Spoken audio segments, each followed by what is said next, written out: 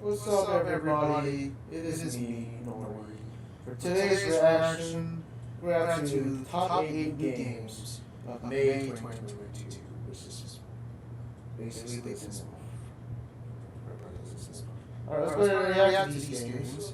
Let me know in the comments which game you're most hyped for out of the 8 games of this month. Anyways, without further ado, who's playing?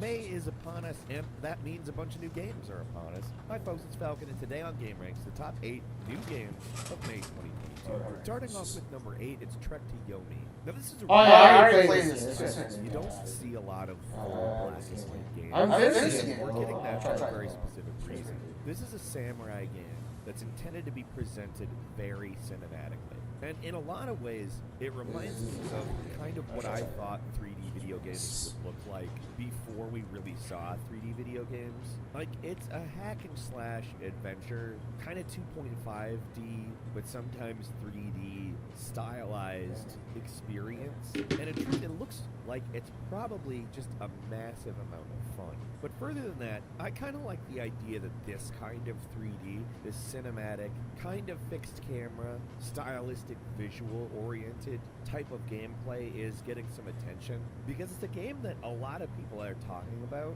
more than I would have expected, and that's partly because I think Devolver Digital is the publisher and they've got a pretty big publicity arm at this point, but I also think part of it is that the potential of this game, if it pans out, is one that could really have a big influence on not just samurai games, but hack and slash games in general. It looks as though it's taking a slightly more artful approach, however, without sacrificing any of the fun gameplay. Like, the combat looks absolutely enjoyable, so I've got my fingers crossed on this one. Trek to Yomi comes out on PC, the PlayStations, and the Xbox.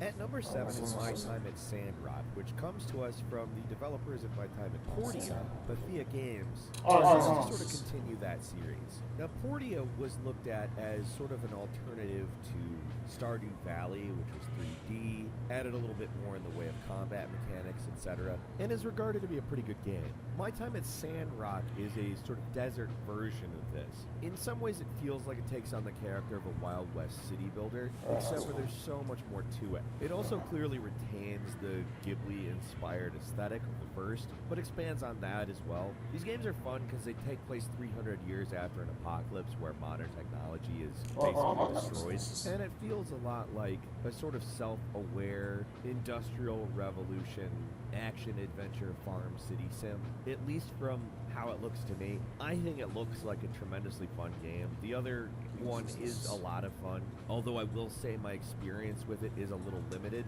It's one that I put a little bit of time into, and I do think, at least based on my experience with it, that it earned its reputation as a really good alternative to Stardew Valley. I'm excited for this one because it looks like they've expanded a lot of the systems, and that's not to say the previous one had limited systems, it certainly didn't, but it almost looks like it's attempting to go further in terms of what it is to separate itself from Stardew Valley some, and I really like to see that. My Time at Sandrock is coming to PC, early access, May 26th.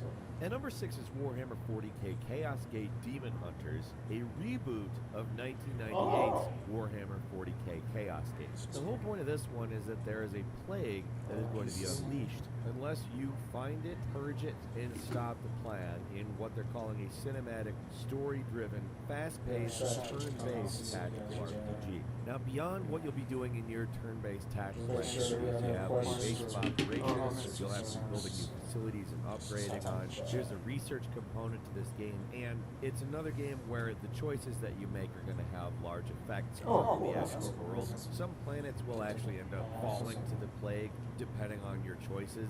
And for all intents and purposes, this looks like a pretty fun sort of fantasy sci-fi tactical RPG. I'm interested in it. I love the aesthetic. I think they've done a really good job rendering the Warhammer 40k universe in a way that's visually interesting, and I'll certainly give Demon Hunters a try when it arrives on PC May 5th.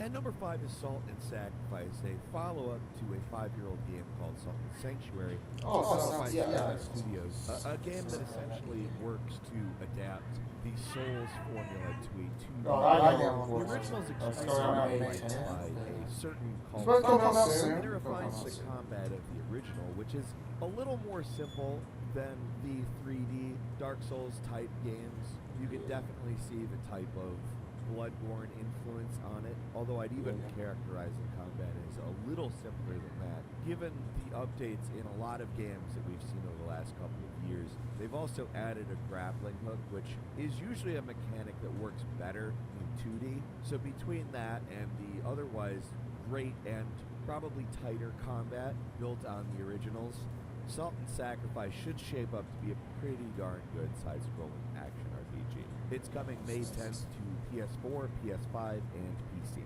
At number 4 is MX vs. ATV Legends, the latest in the MX vs. ATV series. Basically, it's an off-road racing game. The idea is to become a professional off-road rider, where the better you play, the more fans you get, the more sponsors you get, etc., etc. There's a career mode, there's online multiplayer, there's also local multiplayer, which is nice. This is the kind of game that I do enjoy in kind of a two-player split-screen situation. It kind of takes me back to the Nintendo 64. This is a series that's always had some pretty good track design. Between the two-wheelers and the four-wheelers, it's just a hell of a lot of fun. MX vs. ATV Legends lands on PC, the PlayStations, and the Xboxes May 24th. And number 3 is Vampire the Masquerade Swan Song, a really different take on Vampire the Masquerade than the straight-up Bloodline sequel we are still waiting for, which got delayed last year and we have no idea when it will be. Swan Song is kind of a combination between a CRPG and a detective game, and it's more dialogue-based than anything else. I mean, you'll still be feeding on humans to maintain your form during the course of the investigations, because obviously if you don't maintain your form, you will pretty much blow the entire thing. But while this game probably won't satisfy the urge that that game is meant to, it does seem like there's a large amount of depth that developer Big Bad Wolf just really wants to mine. And I think that that's great because there is a whole lot of lore from the tabletop game, World of Darkness, on which all the Vampire the Masquerade games are based, that I think really does lend itself towards the type of game that they're attempting to make here. You've got 3 different protagonists, you're going to be doing some character building. It's not just like a Telltale game or an Ace Attorney game. It really looks like its own sort of thing. And that's exciting. I love detective games. I love seeing the different variations on the genre, and to see one set in the Vampire the Masquerade world, I'm very much there. Vampire the Masquerade Swan Song comes out on PC, the PlayStations, the Xboxes, and Switch on May 19th. And number 2 is Evil Dead the Game, a game that has given us a lot of different things to do over the course of its development and gradual revealing of itself. The first time we saw it, we thought, oh, this looks like a Left 4 Dead type game. Then it was gradually revealed it's kind of an asymmetrical Dead by Daylight type game, and as more time has passed, it has gradually become obvious that it is both. Both of these things. Yeah, I love that.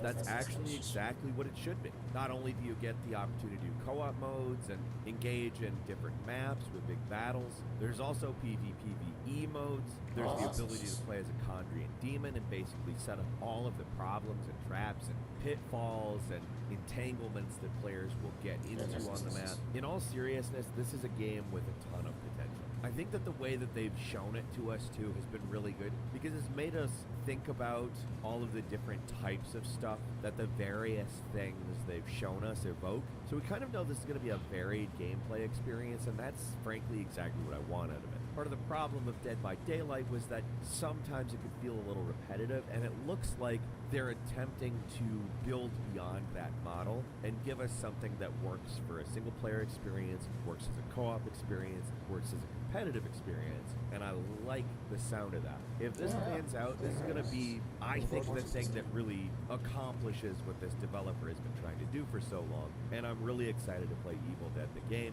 when it comes out on PC, the PlayStations, the Xboxes, and Switch on May 13th. And finally, at number 1 is Sniper Elite 5. The genre-bending series lands a new entry entry that looks better than ever as you take on the sniping and third-person combat that takes place in France in 1944. But it's not just sniping that this series is known for. The land traversal and detailed environments that entails are all here as well. There's also drop-in PvP as well as co-op, and of course, the Mortal Kombat-like kill cam. The slow-motion, X-ray, excruciatingly detailed death sequences that simultaneously make a kill both grisly as well as very satisfying. In all seriousness, this is a series that has only gotten better and better throughout its existence. It's won many awards for many good reasons, and this looks to be the most detailed, in-depth version of a world to drop you in to perform long-range kills that they've cooked up yet. It's really a good-looking game from a series that has never disappointed, always delivered. There's no reason to assume this is going to be anything other than a great entry in the Sniper Elite franchise. I enjoy these games. I think you will too, especially if you've played previous ones and enjoyed them. Sniper Elite 5 is coming to PC, PS5, Xbox Series X, PS4, and Xbox One on May 26th.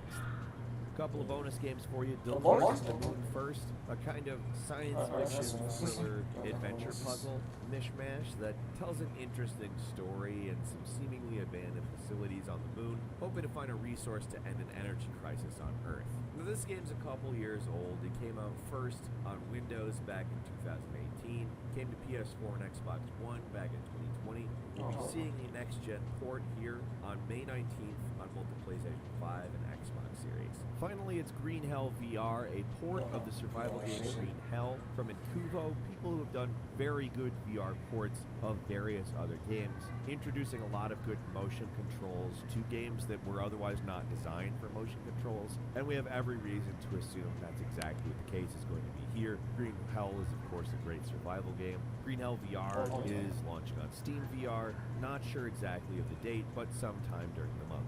That's all for today. Leave us a comment, let us know what you think. If you like this video, click like. If you're not subscribed, now's a great time to do so. We upload brand new videos every day of the week. Best way to see them first is, of course, a subscription, so click subscribe. Don't forget to enable all notifications, and as always, thank you very much for watching this video. I'm Falcon. You can follow me on Twitter at Falcon Hero. We'll see you next time, right here on Game Rings. That's pretty cool.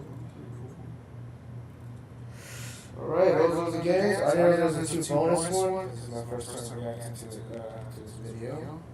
Yeah, they're pretty promising, I'm not gonna lie. Yeah, that's pretty good.